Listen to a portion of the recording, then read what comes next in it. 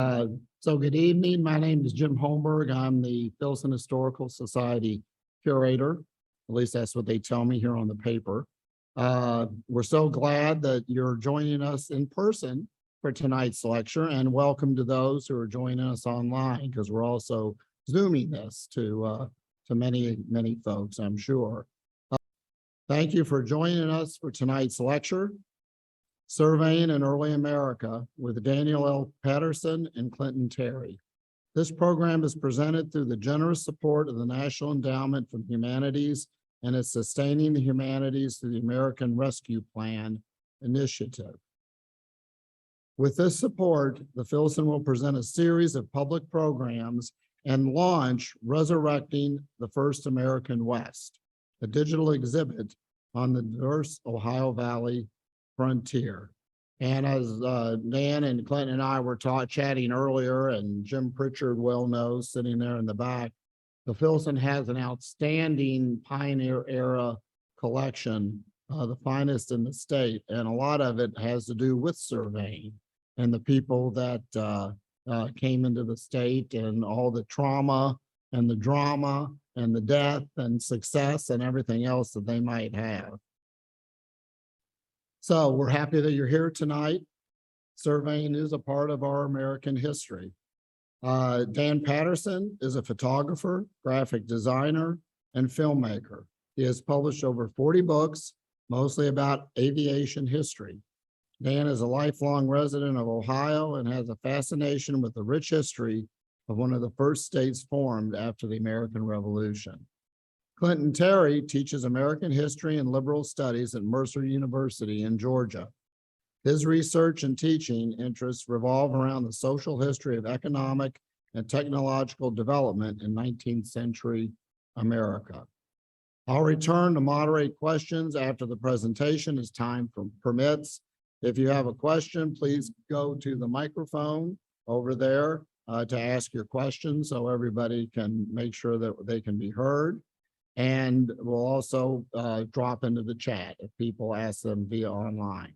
So please join me in welcoming Dan Patterson and Clinton Terry.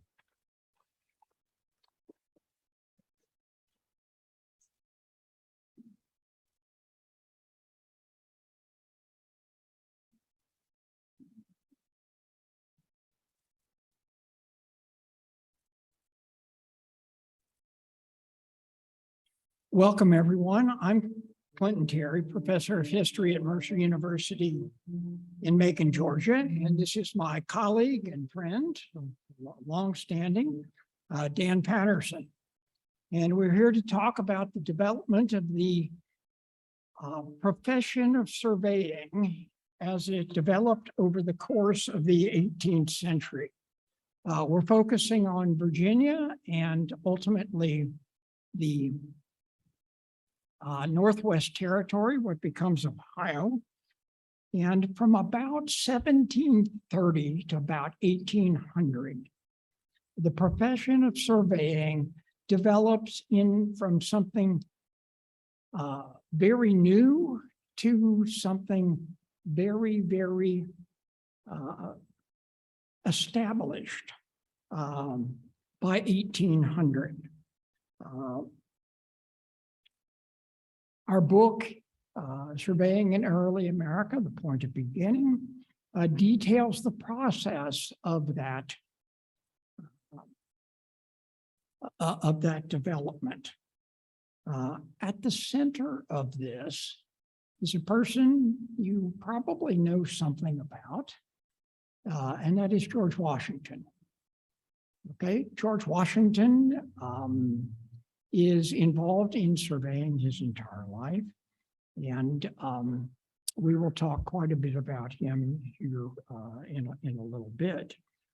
Spoiler alert, beginning about 1800 to about 1970, the profession of surveying is very stable.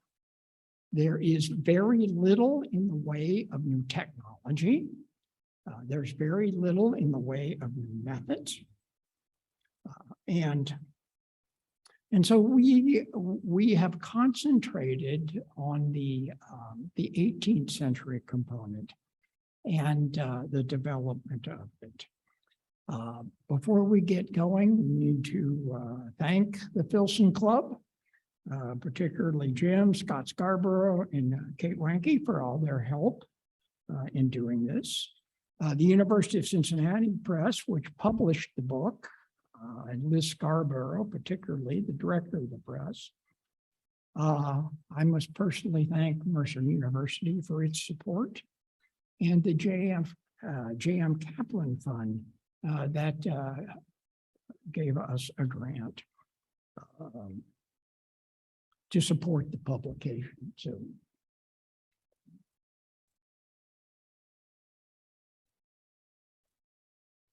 well, Clint is the academic brain of this operation. I'm the one that shot the photographs. And I ran into the group of living historians that we work with in 2007. And the book was published, we were about done in late 2019. So no good idea is left undone. It just takes time. What we found from the living historians that we worked with is that they knew this subject better than any academic would know it because they live it. They do it. They go out in the field. They do demonstrations.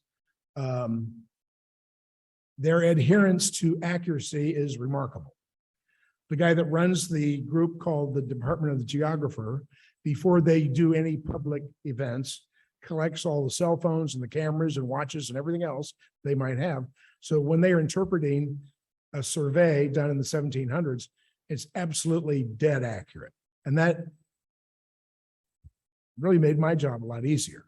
And all I had to do is take the pictures, as it were. Although I hate people that say that, it's a lot more than taking pictures. So what we discovered and what Clint wrote in the book is that subject matter experts don't have to be academics. The people that just write about this aren't out in the field wearing colonial wool clothing at 90-degree weather, making sure that they get it right. And so that was our point in this project. And so these guys are just remarkable in what they do. The clothing is accurate. The equipment that they use is accurate, and they go and do this. And our direction to them was do a survey. We'll shoot photographs. If I need you to do something in addition to that, I'll ask you. But our observer, as Clint mentioned earlier, is really Washington. And so the camera became George Washington as an observer of the process. And seeing these guys in colonial uniform in the wilderness of Ohio was, there's a moment when you have to take the camera down from in front of your eye and just soak up what's happening, because it doesn't happen very often. And we were able to control the situation to be as close to the real thing as possible. And as Clint will tell you later, but I'm going to give you a preview. History didn't happen in engravings or black and white. History happened in living color. And that's what we've tried to portray here.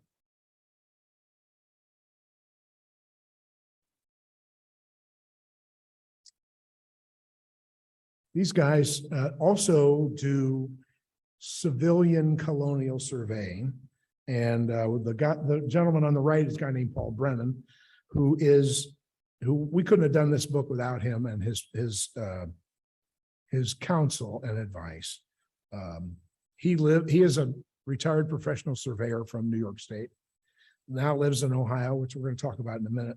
But he's a consummate instructor for the craft.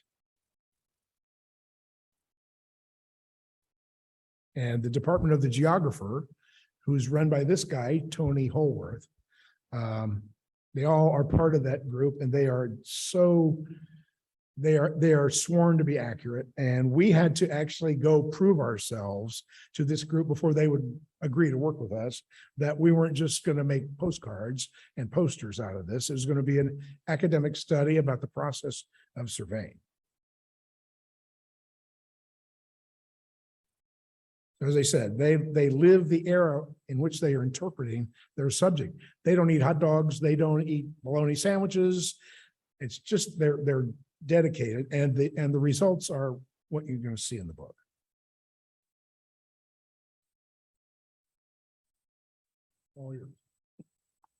This book required us to do a little reimagining of historical sources beyond just words on paper. Okay, on one hand, we wanted to be true to the 18th century, and whenever we could, we used 18th century historical sources. But at the same time, we are using 21st century photographic technology and 21st century reenacting as close as it can possibly be to the 18th century original, and trying to combine the two of them into a new,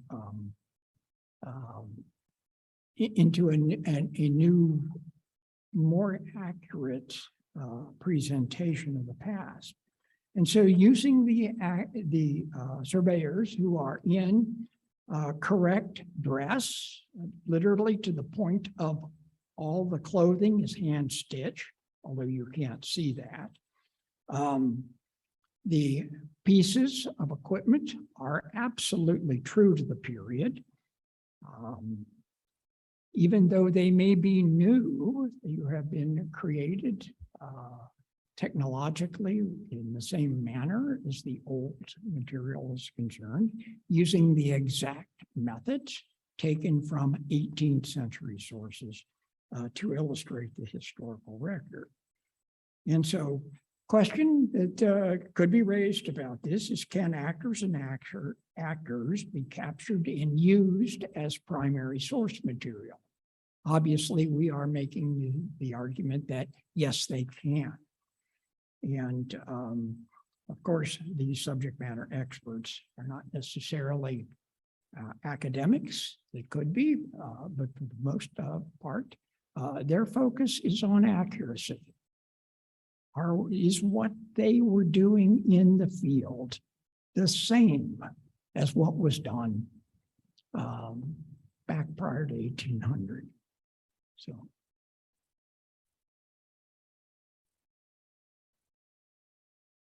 So we answered our own question.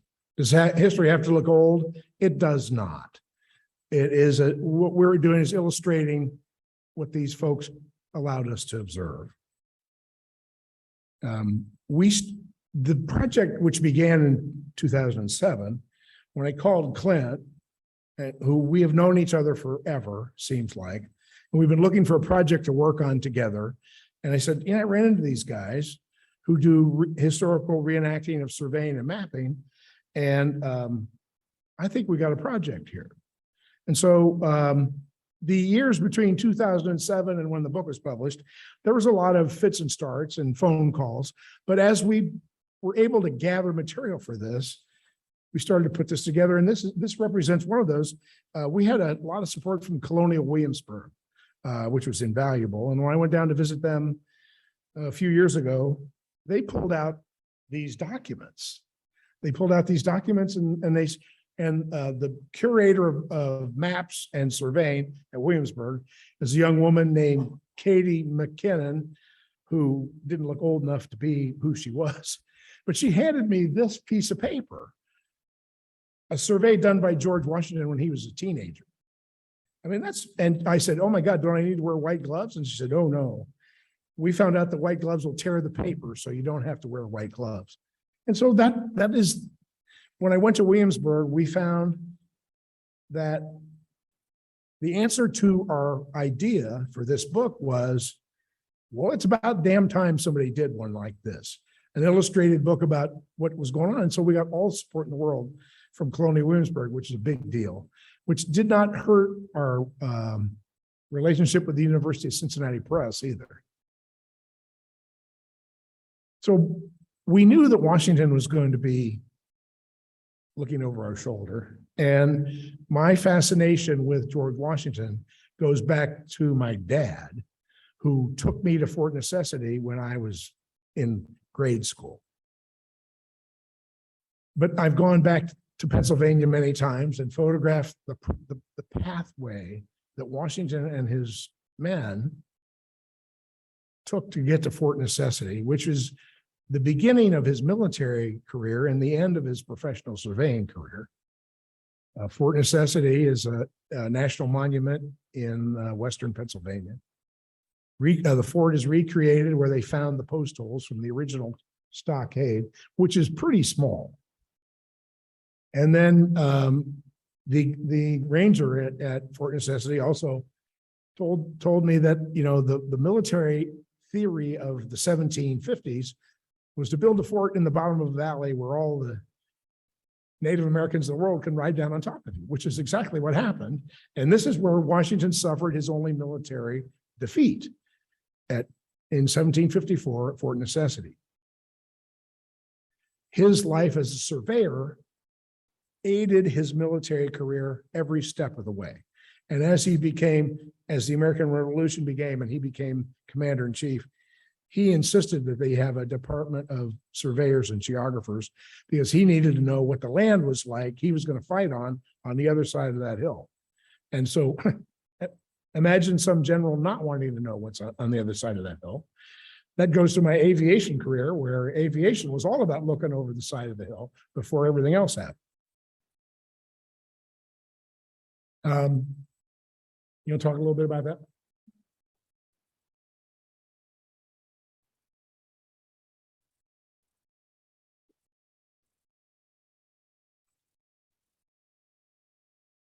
George Washington was involved with the profession of surveying his entire life.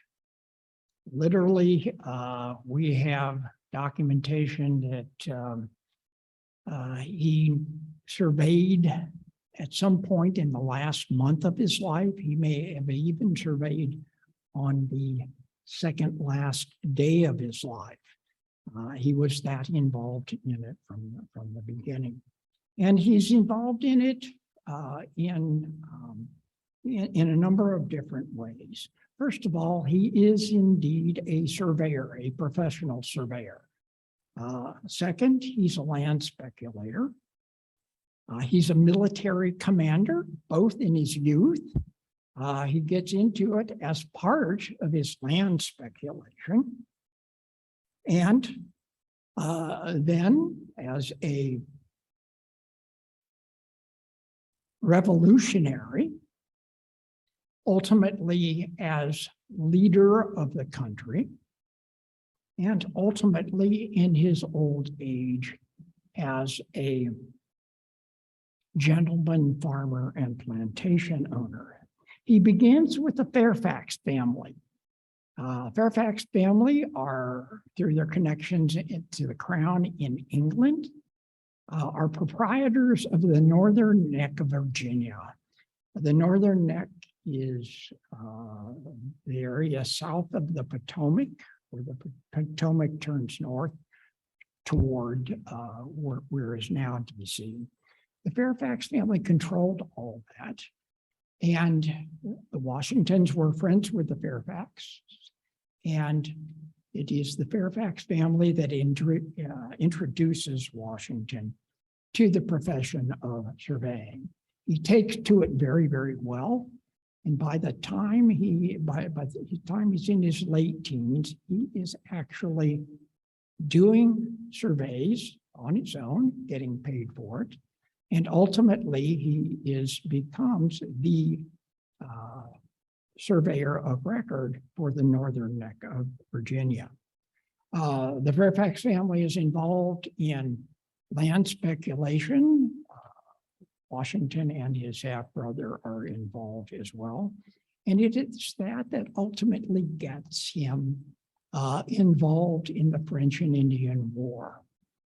And one of the things that comes out, again, he is very young. He's 21, 22 years old. Quite frankly, that first foray into military activity is a complete and total disaster.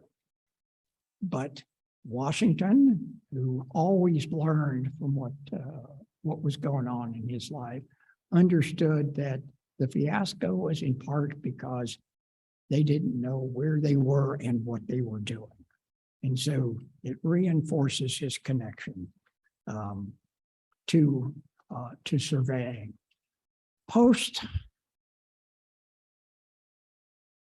French and Indian War, Washington is a plantation owner, Mount Vernon, and he's also a land speculator.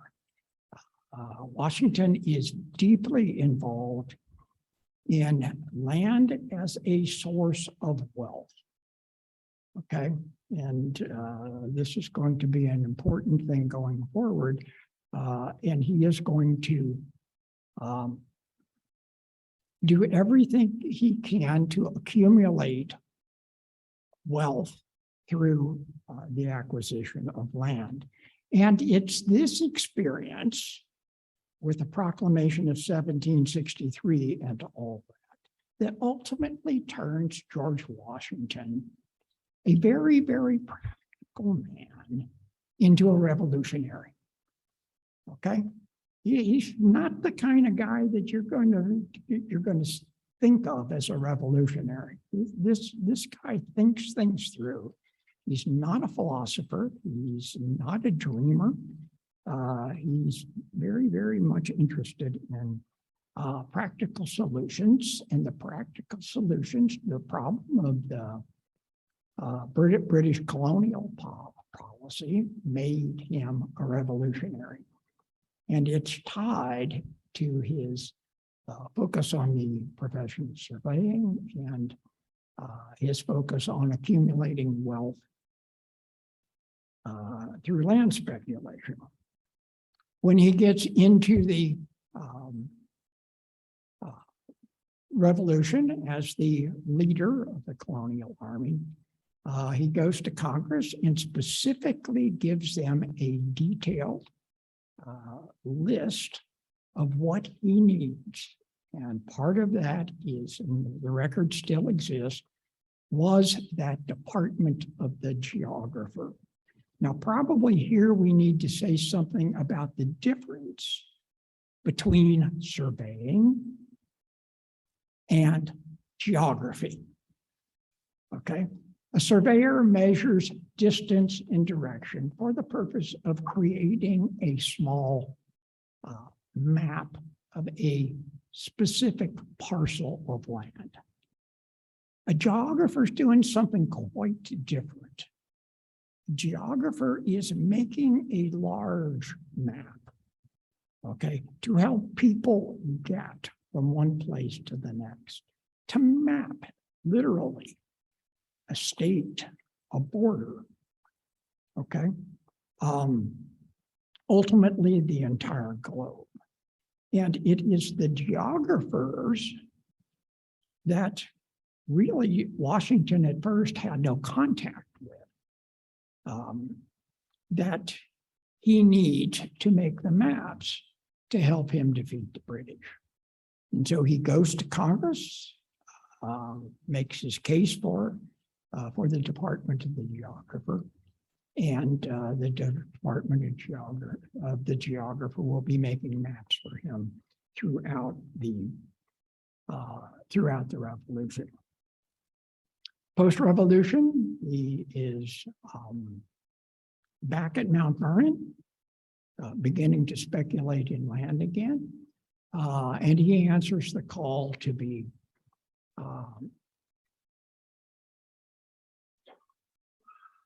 chief executive of this new United States under the Constitution. And as such, he gets pulled back into surveying, okay? Beginning under the Articles of Confederation, you have the setup of the Western Territories that the United States got from the Treaty of Paris of 1783. Okay. That land all the way to the Mississippi River and north of Florida now belongs to the United States. What's the United States going to do with it? One of the first areas to be dealt with in any respect is, of course, the Northwest Territory, and that is set up, of course, under the Articles of Confederation. Okay, now, this is a grid. This is okay. This is a grid. This is done by geographers, not surveyors. Okay. Washington himself was a meets and bounds guy. Okay. For those of you who aren't quite sure what that is, a surveyor usually deals with where parcels of land come in contact, come together. This is where they meet, where the meets, and bounds, hillsides, ridge lines, streams. Okay. And surveying is often done by meets and bounds. And what the benefit of meets and bounds is you survey and take control of the best land. Okay, you want bottom land. You don't want the top of the ridge, particularly in steep terrain. You want this good bottom land. And in Washington's surveying and land speculation, he was very good at identifying and making claim to these great parcels of bottom land. And so he's a meets and bounds guy, but he allows himself to be persuaded by Jefferson and Madison that the only way to divide up the United States is to do it by a grid. Okay, this is going to require geographers to completely go throughout the country and make that all happen. And so I'm going to give it back to Dan and let him go through some of the detail of the Thanks, Clint. That is an important part of this project, was defining that. Part of the early grid in Ohio was the 7 ranges, which is just west of the Ohio River. And when we met the living historians, we decided we really wanted to make these photographs where it happened in the 1700s. And so our mentor, Paul Brennan, happens to live right in the middle of the 7 ranges in Jerusalem, Ohio, which is, it's not the end of the world, but you can see the end of the world from there. It's out in the middle of nowhere. But it's right in the middle of the 7 ranges, and Paul Brennan has built a colonial house and a colonial workshop, and he lives what he's doing. So that's where we started on making the photographs. So I'm going to go through a series of these and describe this. My brother was with me this day. We went to Paul Brennan's place, and I briefed Paul and his associate on what we wanted to do. As I said, we want the camera to be the observer and perhaps Washington. So just go, and I will make the photographs. And so what happened is this. As Paul Brennan said, the first thing the surveyor does is he points somewhere and says, you got to start somewhere. That's the point of beginning. And they work that out with their notes. And they walked into the woods. And all I could think of when I was shooting these photographs was Field of Dreams, when the baseball team walked into the cornfield. But I didn't have James Earl Jones right there telling me how cool this was. But it was cool for this to happen. And one of the things that he said was, as they walked into the woods, is you'll likely need a musket. And because the surveyors, as they began measuring and mapping America, ran into all kinds of issues out in the middle of nowhere, which were wild animals, Native American nations who saw the surveyors as the vanguard for the white settlers invading their lands, the need to hunt and forage for food, and possible military actions. So part of their kit was a musket, and very important part of what they were doing. Some of the equipment that I'm sure the museum has here, but was simple but elegant piece of equipment called a plane table. And a plane table, Paul and his assistant carried the tripod into the woods. It is just a flat table that sits on the tripod, which they level and they attach a compass to. And because the grid needs a point of beginning, the first thing they had to do is find north, magnetic north. And all of these grids and surveys are based on that finding north, which gives them a consistency across the country. My career as an aviation photographer allows you to see the grid pretty vividly from the air. And the farther west you get from Ohio, the more consistent it is. And we'll talk about that in a little bit. So the plane table, flat surface with a compass and a piece of equipment called an Adelaide, which is a sighting tool. And once you find where north is, you pick out your points of reference and you start recording them on the plane table. The plane table is surrounded by the points of the compass, so they can keep their reference to north. Pretty important. So a compass in the 1700s in the woods of colonial America was a pretty valuable piece of kit. And as Paul told us, you have to establish the point of beginning, and all the measures come from that. And that surveyor's stake under the tripod is the point of beginning.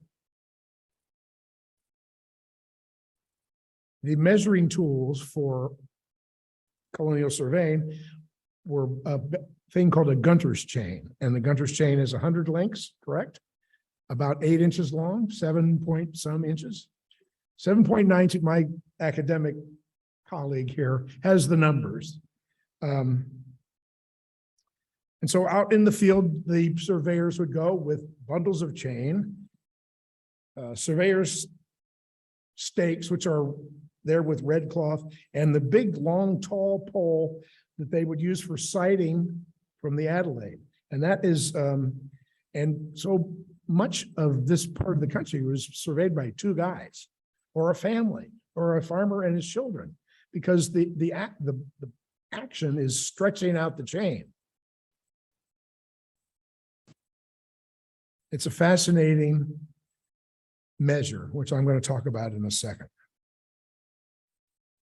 One thing we discovered at the seminar that the Department of the Geographer had was tooling from the 1700s to make this chain, which is made with steel wire bent around the tooling, and because the lengths of the chain had to be very accurate. They did change somewhere with hot and cold weather, but not a lot. But eventually, apparently, these things did stretch, and they had to make another set of chains. But my father-in-law was a tool maker, and I saw that, and I thought, I know what that is. That's pretty cool. And so out in the field they go, set up the plane table and the compass, and they begin measuring the space. There is another compass that they would have also, which is called a circumferer, correct? With the Adelaide attached to it. And this one actually is a circumferer from the late 1600s. It was made in London. And now I want to talk briefly. You've seen some of the photographs now. The perspective I tried to bring to this as cinematic. We wanted these photographs to be in the wilderness, and you see the wilderness, and to be cinematic about how you look at things, and then come in close and get the details.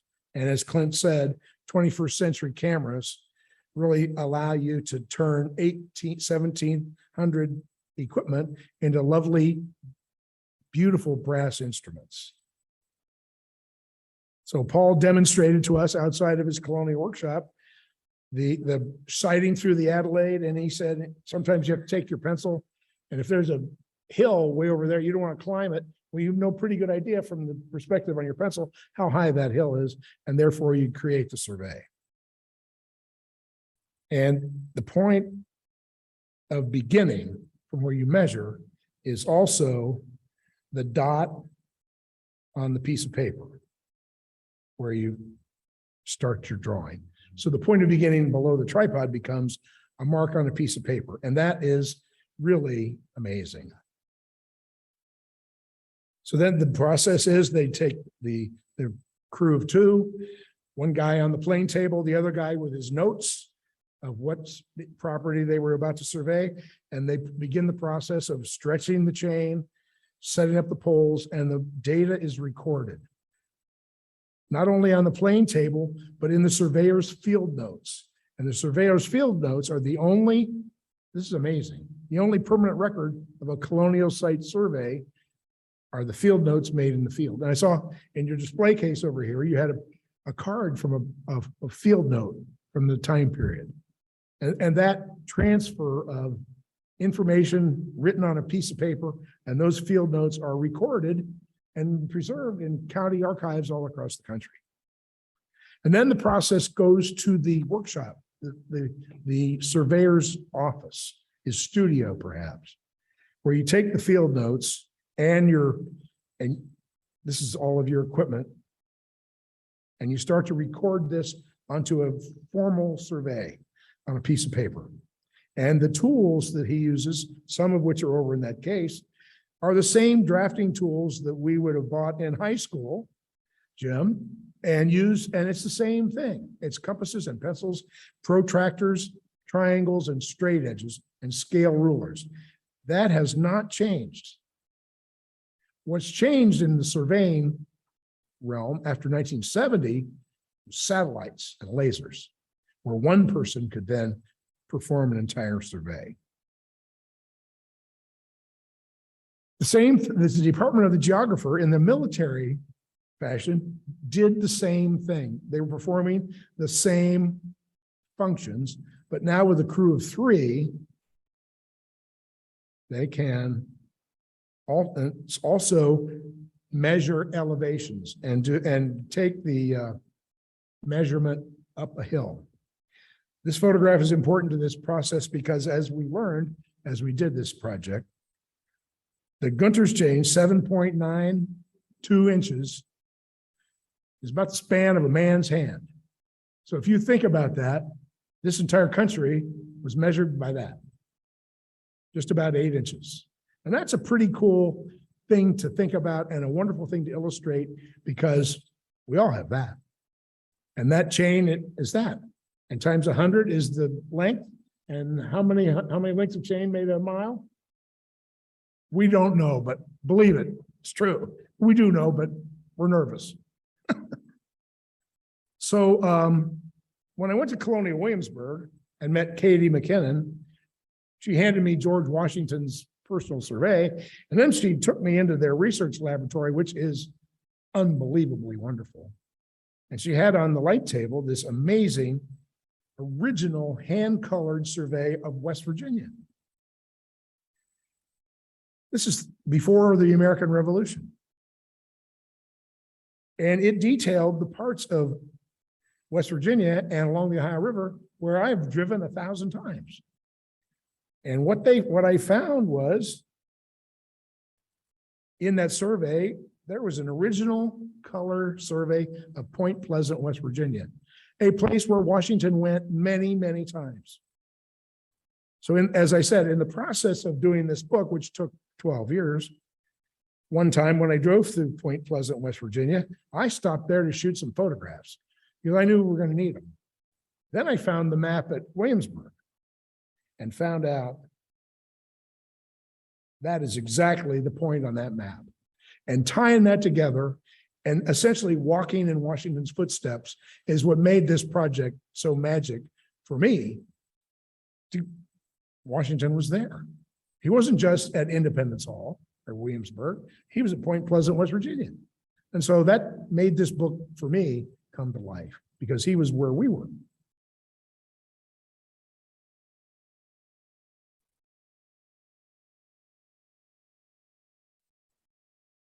You want to talk about these guys? Okay, good.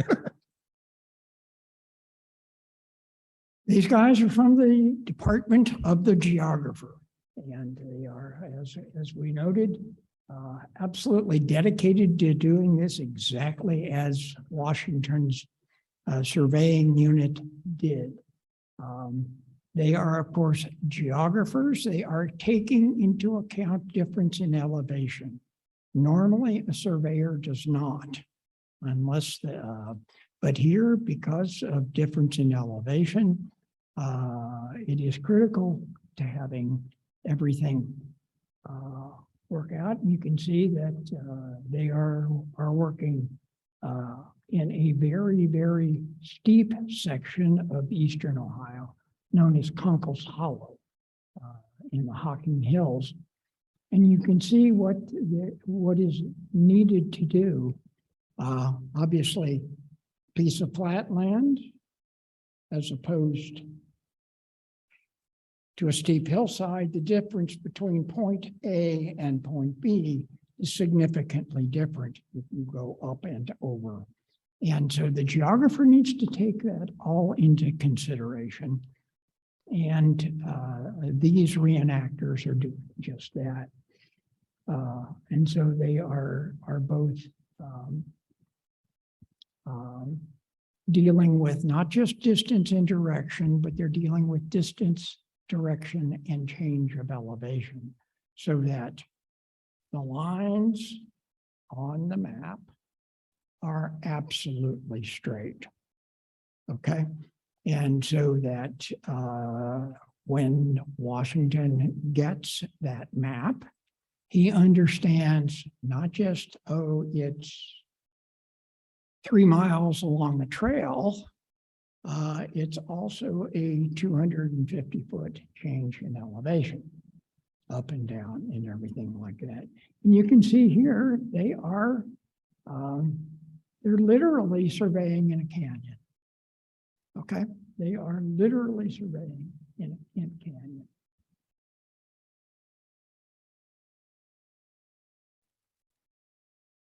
This is pretty important. The equipment, even though it was, some was wood and some was brass, served the same function. The civilian surveyors often had to make their own equipment. The military surveyors were provided with brass instruments. But the end result was the same, was they swore an oath to be accurate, and they were. And interestingly enough, and I know we're getting close on time, I hope we're okay back there. At the workshop that we went to that these guys put on, they said that there was an original survey ordered by King George to go from Coinjock, North Carolina to the Mississippi River in the 1700s.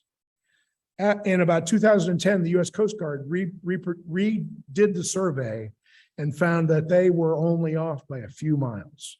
And that's a 2,000-mile survey. So that's pretty good. They were pretty dedicated to being right.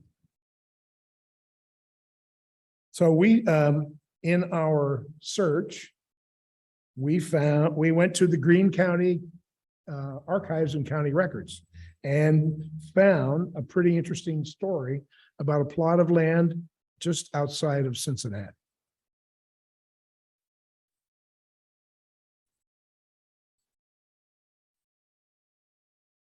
This is part of the Virginia Military District of Ohio, a piece of property extending from the Scioto River to the Little Miami River, up from the Ohio, reserved for Revolutionary War veterans. And This was surveyed on the meets and bounds system, unlike the rest of Ohio, which was done on a variety of grids. Okay. As a veteran of the Revolutionary War, George Washington was eligible to acquire 23,000 acres of land, which he did not exercise. But along the way, he purchased from several veterans warrants to acquire land in the Virginia Military District. Exactly why he did that, we're not sure. It's probably because to exercise these warrants, the veteran had to pay for them to be surveyed, and that would have been a considerable expense. And so, for whatever reason, Washington did this for these veterans. And he was still in possession of those warrants, which he had surveyed, and surveys made, and but had not acted on getting title to this land prior to his passing at the end of 1799. And so it passes to his estate, and it takes some time for the heirs to get around to doing anything about it. And before they do, in the meantime, a surveyor comes in and overwrites the survey. Okay. Sets up a new survey, naming himself as the owner of the warrant of this particular land. It gets involved in the courts. It actually goes to Congress, where Washington's heirs are denied compensation for it, and ultimately. It appears, as best we can tell, that Washington was swindled out of this land, and it literally is on the eastern edge of the greater Cincinnati region. And go ahead and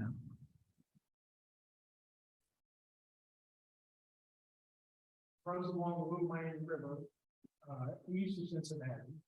What we found is that the survey defines a road outside of Cincinnati that still exists between Milford and Point North. Anyway, the road's still there. So we aligned this with maps, Google Maps, which we all use, and found out that road, that curve is still there. So I contacted a friend of mine with a drone, and that curve of that road is still there. The curve of that road is in that survey from 1788, done for George Washington, and is amazing. So again, this book and this, anybody who gets this book, go out and find that, A Walk in Washington's Footsteps, just like at Point Pleasant or other parts of the country. So what we, as Clint has talked about, there were 15 different attempts at producing a grid in Ohio. And the one that I'm most familiar with is the Virginia Military District. And Greene County, Ohio, is kind of cut in half by that. And if you look at that yellow spot there, the Virginia Military District, the surveys are a spider web. West of the Little Miami River, the grid begins to exist. So if you walk, go back one. Okay, let's see if I can do that. Wait a minute. We have to start over. Hang on, we're getting our act together here, okay? okay, you have in the eastern quadrant, you have the 7 ranges. You have in the southwest corner the Sims Purchase, the Virginia Military District. Northeast, you have the Western Reserve, that is part of Cleveland and area surrounding it. You have 15 different attempts to organize land in Ohio. Okay, in Indiana, you have one. By the time they get to Indiana, it is the rectangular survey grid by which the vast majority of the rest of the United States ends up being surveyed. And so Ohio ends up being the proving ground. Okay, Kentucky has kind of been the place where we found out what didn't work. And that was meets and bounds. Okay. But by the way, always buy title insurance. Okay, because there are still errors with regard to these things going back to the original surveys. And so it's incredibly accurate given what they had, but at the same time, mistakes were made and mistakes are still there. And so, but this is the proving ground. Ohio, 15 different systems. And when we get to Indiana, we've got just one.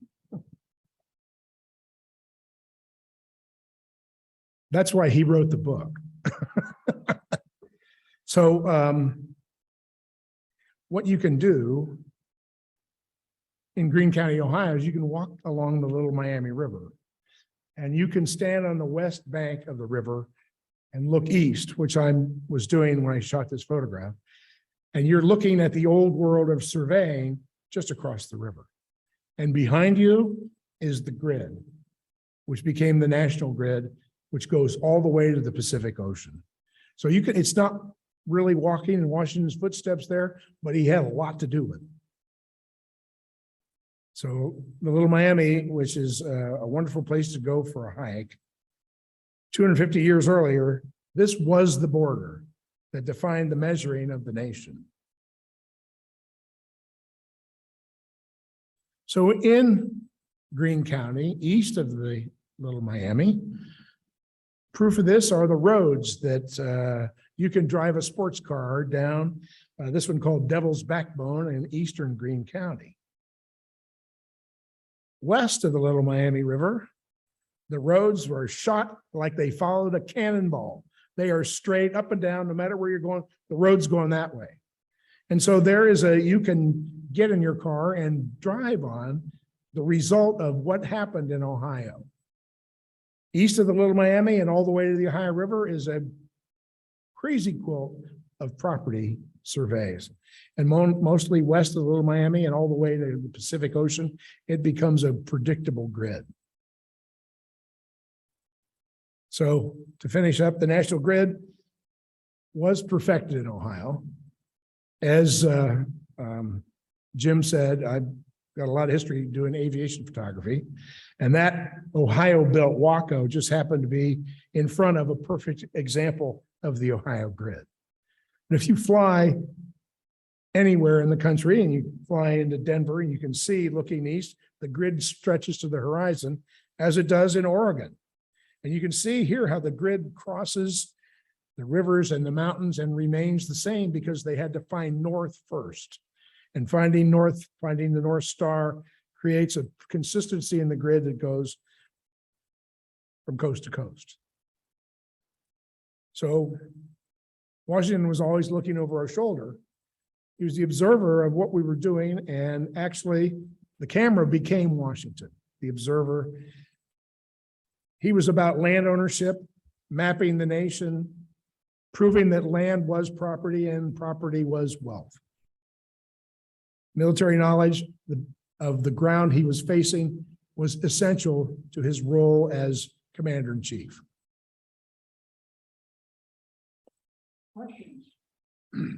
Questions. I have one other point I want to make first. This project and this book is the result of two guys who have been around the block a few times doing what we do.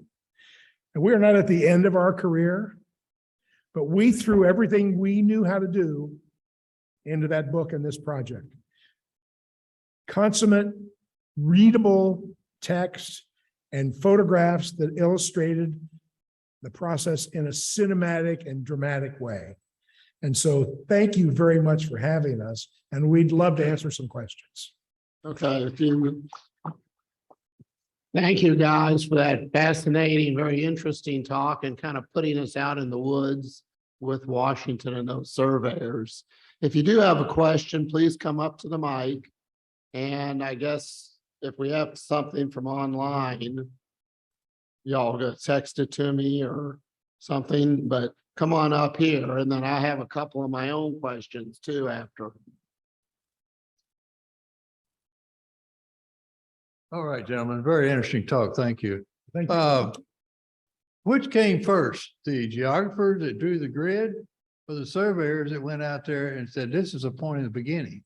And if it was the geographers, how did the surveyors establish the point of beginning in that wilderness?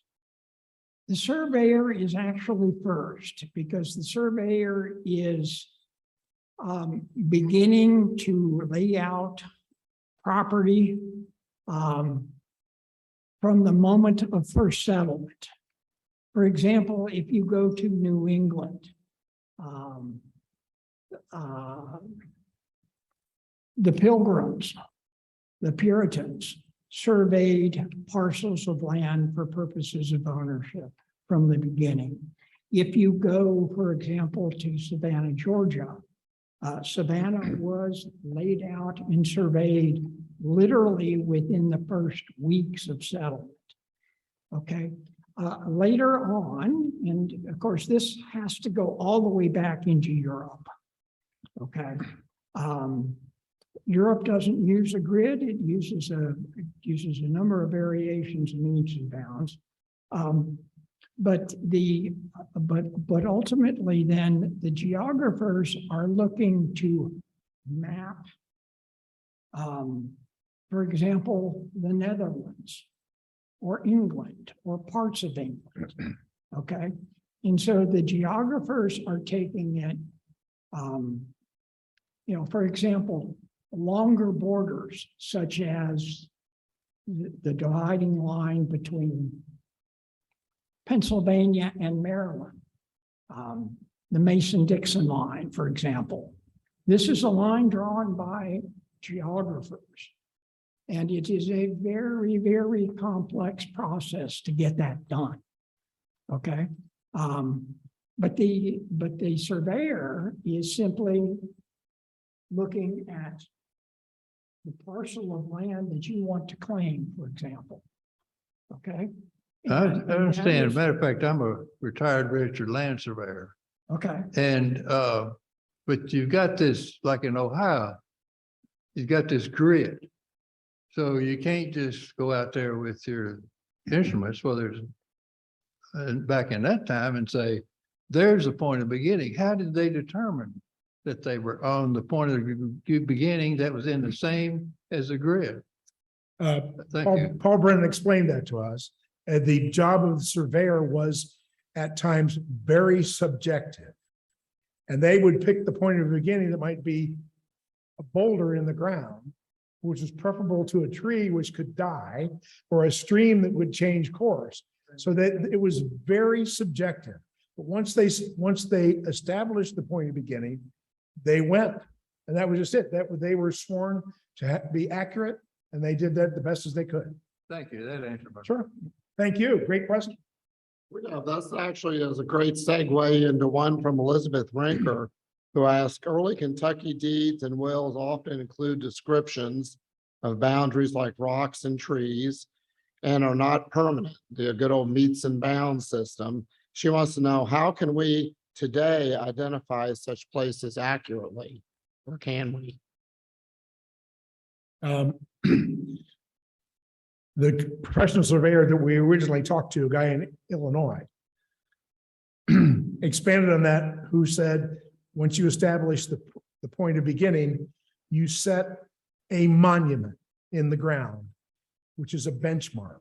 And the geological survey benchmarks are everywhere in this country, which were established by the American government after we won the revolution. And you can find benchmarks all over. And I talked to somebody the last couple of days who said they went to the headwaters of the Potomac River, and the benchmark that was set there was set by George Washington, and his initials are pounded into the brass. So you take your subjective decision and you pound it into the ground with a 2-foot stake, and it becomes permanent. What are the chances of success when, and I've read a lot of old surveys where they say from the dead maple to the buffalo wallow to the double forked elm and then back to the starting point. You know, that's a mystery. Well, Often. ultimately, the surveys get drawn and recorded. And then they become part of the legal record. Okay, and we come into contact with problems regarding this on a regular basis. Now, since 1970, with the advent of laser, radio, GPS. global positioning, we are in the process of redefining and the correct word for this is, but we're reestablishing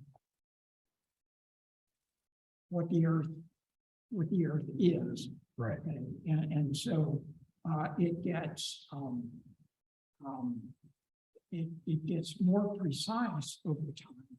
But for example, I lived in a parcel in the Sims Purchase of Ohio for a number of years. And right across the road from me was a benchmark. I was out mowing the grass one day, and somebody comes up and is obviously that he's looking for the benchmark. And so I get off the lawnmower, walk over there, and I say, it's right here. And we struck up a conversation, and this is like 1990. This is years before we ever dreamed of doing this.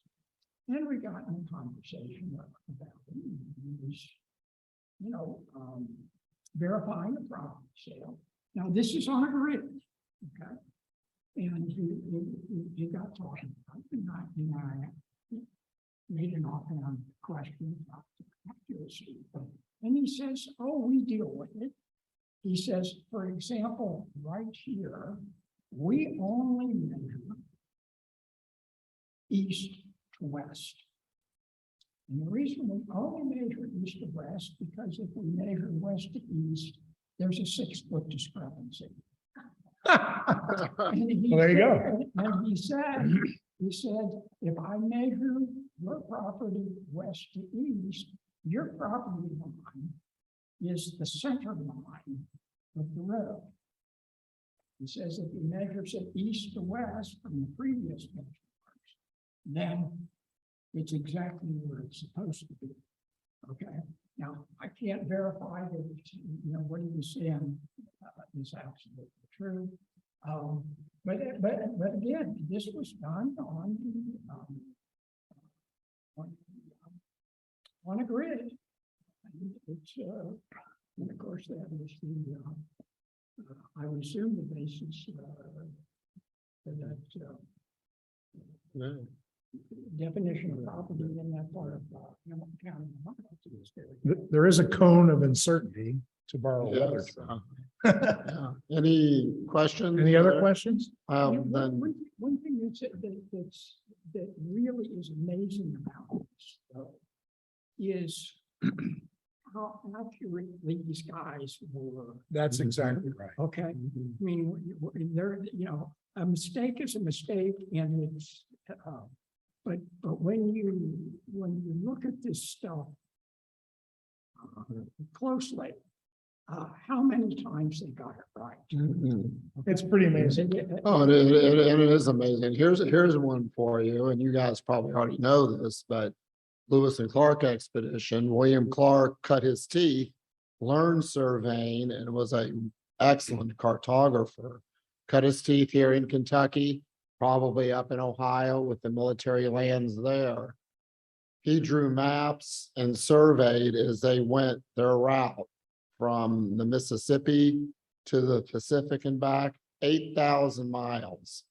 Years later, when the Corps of Engineers went through and remeasured and resurveyed what those maps and the route he had drawn, he was only off by about 100 miles. It's amazing, isn't it? And the chronometer ran down and he started dead reckoning even. And you think how hard a job that had to have been. Over the course of the 18th century, the equipment got much better. Into the 19th century, there was relatively little new technological development. It got more accurate. It got less expensive to make. But as Paul Brennan and Ron Bolser both told us, who did their original got their surveying education in the 1950s, there was very little in the books from the 1950s that wasn't in the books in the 1780s. Ron Bolzer told us that the technology did not change between 1670 and 1970. Think about that. The difference became satellites, lasers, and radio. So that's 300 years. So, and they generally got it right. And I believe that if they felt they hadn't got it right, they went back and did it again. So anyway, thank you very much. Thank you, guys. Dan and Clint will be up here with their books. So if you'd like